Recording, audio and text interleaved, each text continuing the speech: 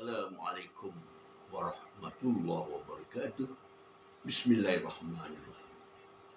Bertemu lagi dalam sesi sembang ilmiah umrah bersama saya dan Hajah Maziah.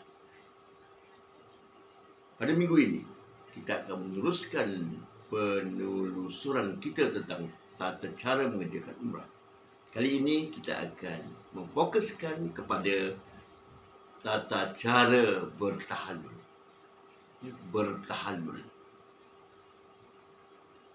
Apa maksud bertahallul? Puan Maziah, ya? Apa Maksud tahallul, menghalalkan segala pantang larang ihram. Caranya, menggunting sekurang-kurangnya 3 helai rambut. Ya, maksudnya membebaskan diri kita dari pantang larang ihram. Ya, membebaskan diri kita dari segala rukun-rukun umrah. Dan caranya adalah dengan bergunting sekurang-kurangnya 3 helai rambut. Itu dia tahallul. Kita telah sentuh banyak kali tentang tahallul ini. Sekarang kita tengok, ya. Apa lagi Pak Maziah? Mencukur keseluruhan rambut bagi lelaki. Ya, itu bagi lelaki afdal bercukur. Bercukur keseluruhan rambut. Okey. Sekarang kita lihat pula apa intipati doa tahlul. Sebab doa masa bertahlul juga dikategorikan kepada sebagai doa yang mustajab, ya, di sisi Allah Subhanahu Wa Taala. Okey, cuba tengok bawah dia. Yang pertama, jadikan setiap helai rambut itu cahaya bagi kami pada hari akhirat. okey, yang kedua, hapuskanlah dengannya satu kejahatan, iaitu dosa. okey, yang ketiga, kurniakan dengannya satu kebaikan, ya, yang itu keempat, pahala. Angkatlah dengannya satu darjat. okey, yang kelima, ampunilah kami serta orang-orang yang bercukur dan sekalian orang Islam. ya, itu intipati kepada doa tahlul. Ya. Kita minta kepada Allah supaya kita diberi rahmat, ya. Ringkasnya, wahai Tuhan kami mohon diterima doa-doa kami. Afiatkanlah kami, berilah pertolongan kepada kami untuk taat dan bersyukur kepada-Mu. Jangan Kau biarkan kami bergantung kepada yang lain selain daripada-Mu. Matikanlah kami dalam iman dan Islam yang sempurna. Ya Allah, pelihara diri kami dengan meninggalkan segala kejahatan selama hidup kami. Pelihara diri kami dengan tidak membuat perkara yang tidak memberi guna. Kurniakanlah kepada kami elok pandangan kepada perkara-perkara yang membawa pada keredaan-Mu, wahai Tuhan yang bersifat amat belas kasihan. Itulah lebih kurang doa ni, ya. Doa ni semuanya ada dalam buku doa. Kalau kita boleh hafal.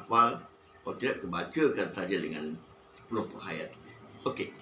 Kan seperti dalam saya itu, kita telah mengesan beberapa kesilapan, ya, masa bertahlul. Ya, kita telah mengesan 8 kesilapan yang jika kita lakukan boleh menjadikan tahlul kita tercacat, dan seterusnya boleh merencatkan juga keseluruhan ibadah umrah kita, ya, rukun-rukun umrah kita. Sebab tahlul merupakan rukun yang keempat yang sama pentingnya dengan rukun niat, ya, tawaf dan sa'i itu. Okey, mari kita telusuri satu persatu Puan Maziah. Okay, yang pertama, Puan Maziah. Pertama, terlupa untuk bergunting. Ini yang besar sekali. Terlupa nak gunting. Habislah, ya. Terlupa nak gunting maknanya lagi itulah kita masih dalam ihram. Kalau kita tanggalkan ihram kita, bermakna kita telah melanggar pantang larang ihram yang wajib ke atas kita dam. Okey, itu yang pertama. Terlupa nak gunting. Yang kedua, Puan Maziah. Menangguhkan tahallul kerana tidak membawa gunting. Menangguhkan tahallul. Alamak, gunting tak ada lah. Tak apalah, balik tahallul lah. Menangguhkan yang akhirnya boleh menyebabkan lupa. Ya, lupa dan tak bertahlul. Yang ketiga, Puan Maziah. Tidak bergunting atas alasan haid. Tak bergunting alasan haid. Sebenarnya haid tidak menghalang seseorang itu daripada bertahlul. Ya, in fact, haid membolehkan seseorang wanita itu melakukan sa'i dan juga bertahlul. Seterusnya, Puan Mazia. Keempat, bergunting sebelum tawaf atau sa'i yang sempurna. Dia bergunting. Sebelum sempurna sa'i, dia dah bergunting. Kadang-kala, masa kita bersa'i, sampai kita di Bukit Marwah tu ramai budak-budak Arab ni, kerumun kita. Dia nak guntingkan kepala kita. Dan kita yang kurang ilmu tu merelakan kepala kita digunting. Jadi maknanya kita telah bergunting sebelum kita selesai sa'i 7 kali ulang alik. Ya? Alright. Seterusnya Puan Mazia. Yang Kelima. Kelima. Mendedahkan aurat kepada lelaki ajnabi tanpa disedari. Masa bertahlul, wanita selalunya macam tu. Ya. Dia angkat rambut dia. Terdedahlah rambutnya pada lelaki, ya, yang bukan mahram dia. Jadi perbuatan ini telah menyebabkan tahlulnya itu tercacat. Sebaiknya wanita kalau nak gunting, seruk saja tangan dalam rambut, teluk saja telukung kita itu dan capai rambut kita dan gunting. Bukannya kita angkat telukung kita dan kita keluarkan rambut kita dan gunting. Ini banyak berlaku di kalangan peserta umrah yang kurang arif, kurang penghayatan, kurang ilmu. Okey, seterusnya Puan Mazia. Yang keberapa ni? Jemaah wanita membotakkan kepala. Jemaah wanita membotakkan kepala. Adakah Ustaz? Ada. Ya. Dia tengok suami dia botak, dia pun nak botak juga. Wanita haram membotakkan kepala dia. Ya. Dia hanya cukup sekedar sejemput rambut dia. Lebih daripada 3 helai, sekurang-kurangnya 3 helai. Okey.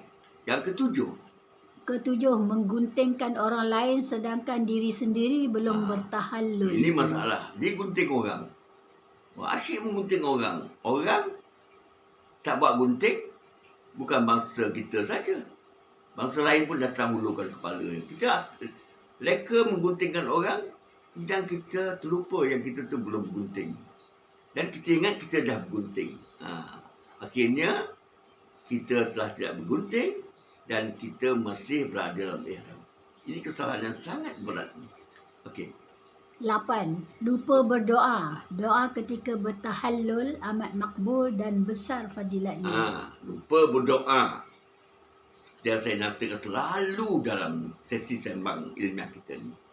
Umrah ini penuh berselirat dengan doa dan permintaan.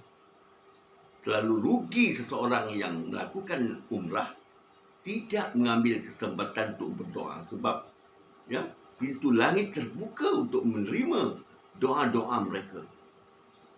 Sayang, ya, kita melepaskan peluang itu.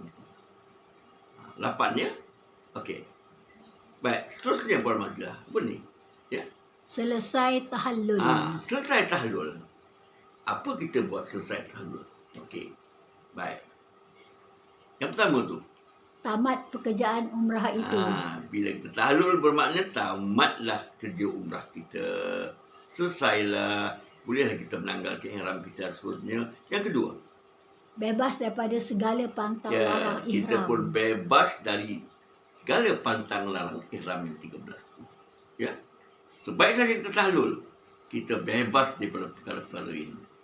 Okey. Yang ketiga, boleh melakukan umrah lagi. Umrah sunat, ya. Umrah badal, hadiah untuk sanak saudara yang telah meninggal dunia. Ya. Dah habis umrah yang ini, selesai tahlul. Ya. Ada masa lama lagi di Mekah. Bolehlah kita melakukan umrah sunat pula. Yang mula-mula tadi wajib. Ini sunat pula. Beberapa kali yang kita termampu. Dan yang sunat ini boleh kita badalkan. Badalkan maknanya hadiahkan. Hadiahkan kepada siapa? Kepada saudara mara, sanak saudara kita yang telah kembalikan rahmatullah. Yang kita tahu yang mereka tak pernah menjejakkan kaki mengerjakan umrah. Ya. Okey. Dalam siri akan datang, kita akan tengok pula macam mana tata cara kita melaksanakan umrah badal ini. Ya. Ini pun perlu kita perincikan dengan lebih mendalam lagi. Ya, dalam sesi akan datang kita akan bincangkan macam mana kita nak melakukan umrah badal ini, dan juga kita akan bincangkan apa lagi pengisian umrah kita sepanjang kita melakukan umrah itu. Apa lagi? Ya, cukupkah dengan sekali umrah itu? Kemudian kita pun relax, santai-santai, goyang kaki. Padahal kita ada lagi 4-5 hari di Kota Mekah. Apa yang harus kita lakukan? Jadi, kita harus menggunakan sepenuh kesempatan bertamu di Haramain ini, dipilih oleh Allah sebagai tetamunya ini, untuk mengaut seberapa banyak fadilat dan kelebihan. Ya, kita sebenarnya amat bertuah diberi rezeki oleh Allah sebagai tetamunya. Ya, okey. Jadi sementara kita jumpa lagi dalam siri akan datang, saya dan Haji Ahmad Zia seperti biasa sentiasa bersama anda. Ya, follow kami, like kami, subscribe kami. Kami sedia membantu anda melakukan umrah, terutama yang membuat umrah DIY ini, supaya dapat ilmu yang sebenarnya, agar umrah kita itu tidak sia-sia dan Allah terima sebagai suatu ibadah yang mabrurah di sisinya. Wallahualam. Assalamualaikum warahmatullahi wabarakatuh.